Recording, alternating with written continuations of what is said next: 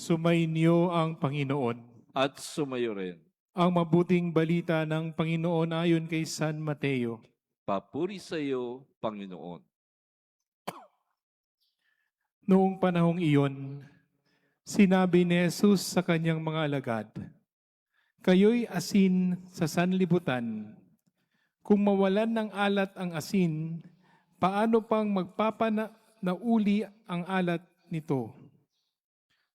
Wala na itong kabuluhan, kaya't itatapon na lamang at niyayapakan ng mga tao.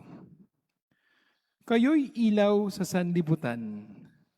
Hindi maitatago ng isang lungsod na nakatayo sa ibabaw ng burol. Walang nagsisindi ng ilaw na naglalagay nito sa ilalim ng takalan. Sa halip ay inilalagay ito sa talagang patungan upang matanglawan ang lahat ng nasa bahay.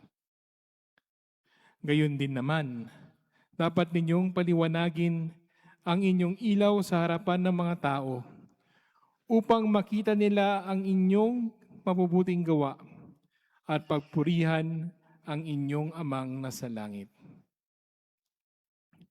Ang mabuting balita ng Panginoon. Pinupuri ka namin, Panginoong Hesukristo.